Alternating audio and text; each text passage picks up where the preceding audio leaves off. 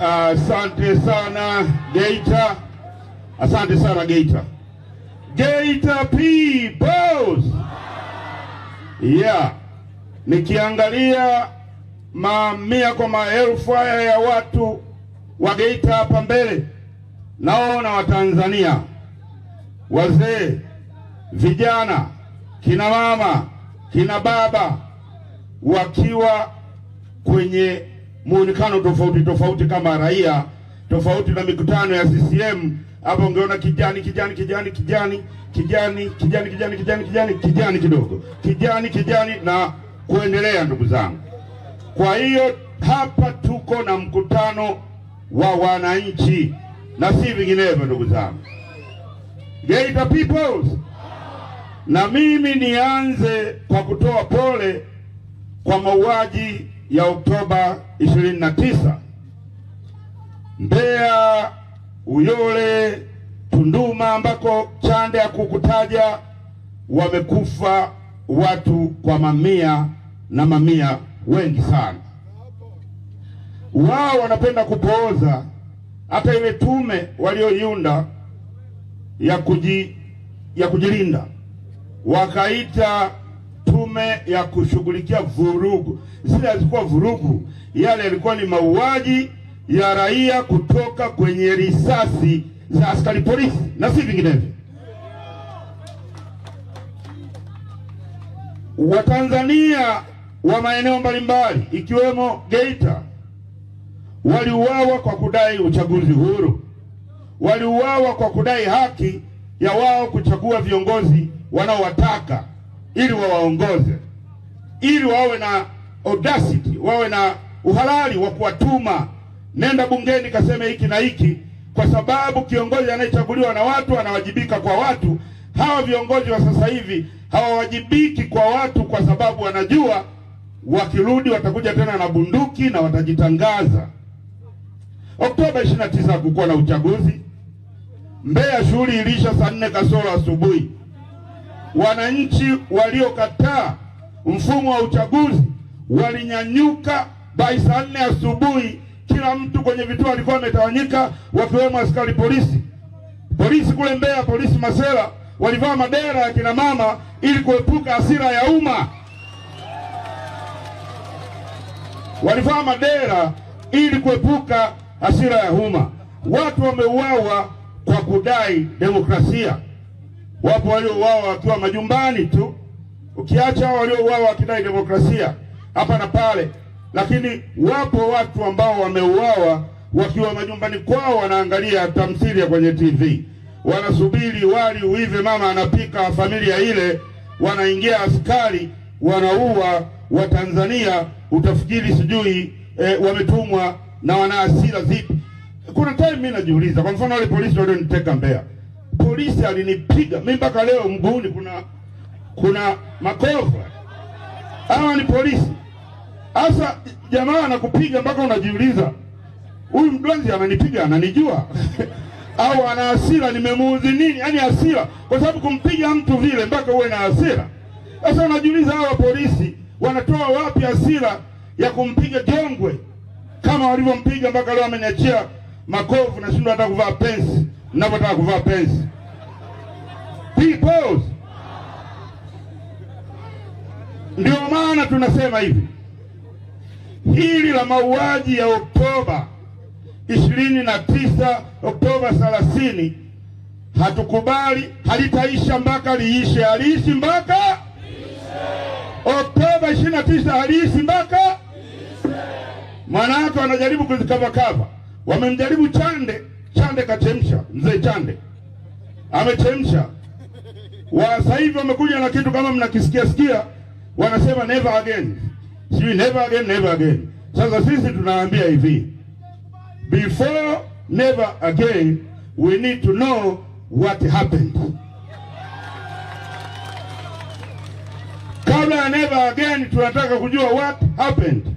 Nani aliyeagiza bunduki, risasi ambazo kimsingi zinanunuliwa kwa kodi za wananchi, ziende zikaondoe maisha ya wananchi ambao walinunua hizo risasi kwa madhumuni kwamba zilinde usalama wao na mali zao na si kuwaua. Wao wanakuja na never again, tunasema no, before never again.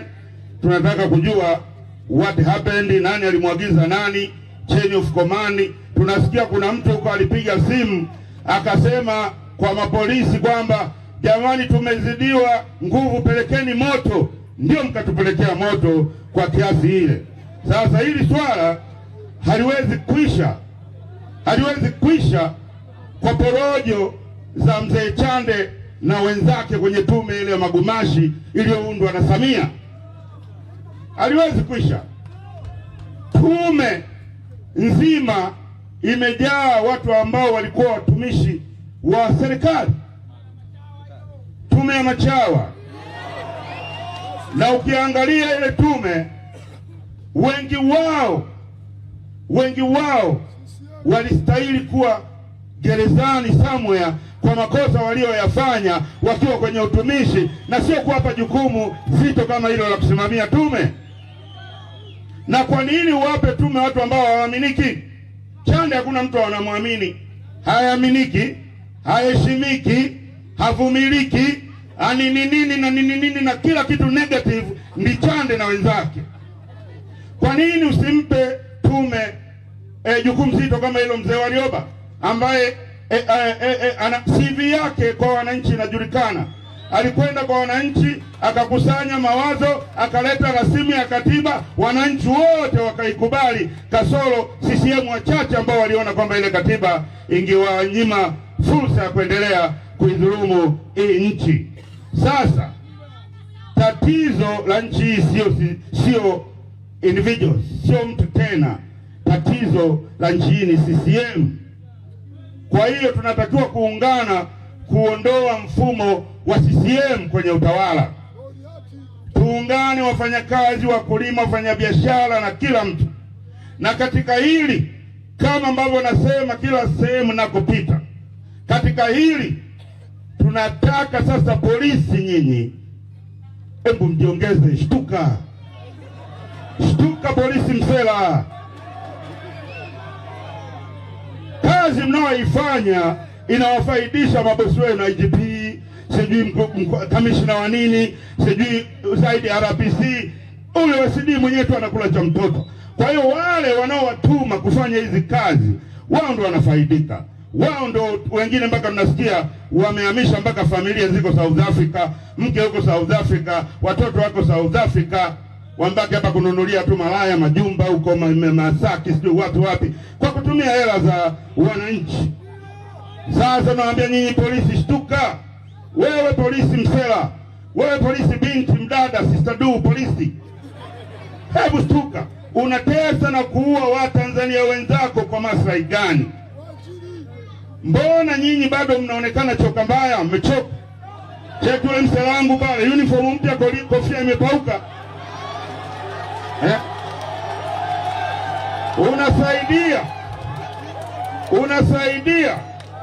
Unasaidia kupora uchaguzi kama mlivyopora kwa mtutu wa bunduki. Mnasaidia kupora uchaguzi. Unafaidika nini? Wewe bado uko choka mbaya, buti bado zimepinda. Ukiangalia buti ya kulia na kushoto zote ziko sawa, lakini wao wanaendelea kula hela tu. Angalia na kamilisha, dakika moja tuhitimishe. Angalia hawa polisi wanavyofanya. Hebu angalia hapa, tuko kwenye mkutano, wametuwekea pale lile gari la deraya. Lile linaitwa riot car. Lile gari unapeleka kwenye machafuko, kwenye riot. Wanatuletea polisi wamevaa red beret, riot gears. Red beret unavaa sehemu ambako kuna vurugu. Jana kule Katoro nimehesabu magari ya polisi walioyeleta, nimehesabu magari 11 na polisi sijui kutoka Mwanza, kutoka wapi. Hawa watu wanataka amani, wamekuja kusikiliza neno, na tunajadili kama taifa namna ya kuang'oa Chama cha Mapinduzi madarakani na si vinginevyo. Ndugu zangu, kunja ngumi ni wage. kuvunja ngumi. Na kabla sijaaga, naomba pia nitumie halaiki hii ya Geita kulaani kauli ya Samia alipomwambia Ruto kwamba eti awa Gen Z huku Bongo yeye atawachapa, wakija Kenya wachapwe, sijui na kwenda nini na kurudi. Kauli ya nafasi alionayo, iwe kihalali au kwa kupora, kauli ya nafasi alionayo, kauli ya rais ni amri. Na ndio maana nasema aliposema hakuna nywi wala nywa, sisi tukasikia piu piu piu, ta ta ta ta,